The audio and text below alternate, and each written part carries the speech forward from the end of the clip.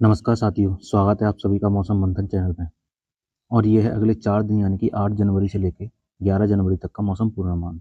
साथियों, इस समय जहां उत्तर भारत भीषण कोहरे और शीतलहर की चपेट में है, वहीं दक्षिण भारत में भी बंगाल की खाड़ी में बने सिस्टम डीप डिप्रेशन के कारण तेज हवाओं के साथ भारी वर्षा होने वाली है। सबसे पहले बात करते हैं बीते 24 घंटों के मौसम की। तो आप इन सैटेलाइट तस्वीरों में देख सकते हैं, जिसमें पंजाब से लेकर राजस्थान के कुछ हिस्सों सहित मध्य प्रदेश के कुछ हिस्से और छत्तीसगढ़ और बिहार से लेकर समूचा उत्तर प्रदेश और पंजाब हरियाणा में बेहद घना कोहरा छाया रहा, जिसमें बीकानेर, चूरू, वाराणसी और प्रयागराज जैसे शहरों में घने कोहरे के कारण दृश्यता केवल 50 मीटर तक रह गई, जिससे जनजीवन अस्त व्यस्त रहा। यदि हम बात करें तापमान की, तो 3.3 डिग्री सेल्सियस के साथ छत्तीसगढ़ का अंबिकापुर मैदानी क्षेत्रों में सबसे ठंडा रहा।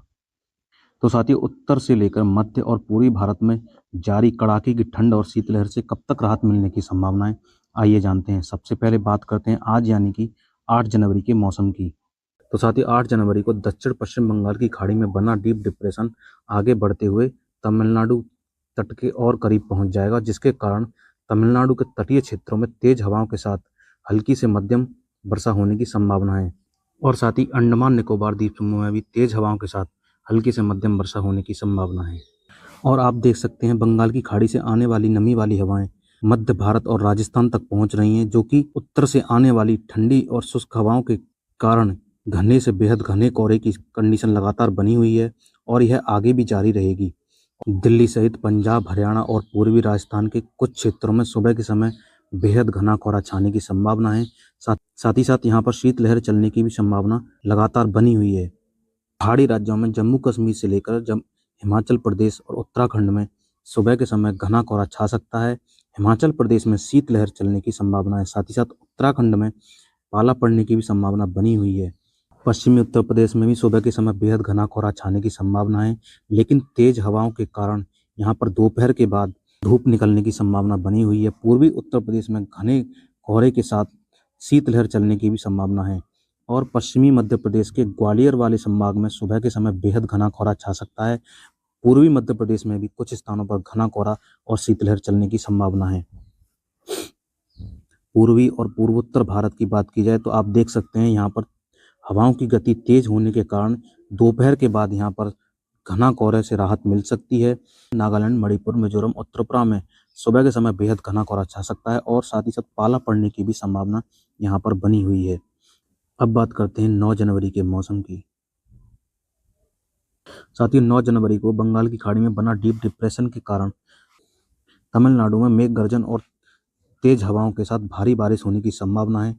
साथ ही साथ केरल, दक्षिणी आंतरिक कर्नाटक, रायलसीमा और तटीय आंध्र प्रदेश के भी कुछ क्षेत्रों में यहाँ पर हल्की वर्षा देखने को मिल सकती है। और इस सिस्टम से आने वाली नमी वाली हवाएं अभी भी यहाँ पर मध्य भारत और राजस्थान के ऊपर पहुँच रही हैं, जिसके कारण यहाँ पर घने कोहरे से राहत मिलने की संभावना नहीं है। दिल्ली सहित पंजाब, हरियाणा और राजस्थान के कुछ हिस्सों में सुबह के समय बेहद घना कोहरा छाने की संभावना है और शीतलहर चलने की भी यहाँ पर संभावना लगातार बनी हुई है। पहाड़ी राज्यों में जम्मू कश्मीर, हिमाचल प्रदेश और उत्तराखंड में सुबह के समय बेहद घना कोहरा छा सकता है।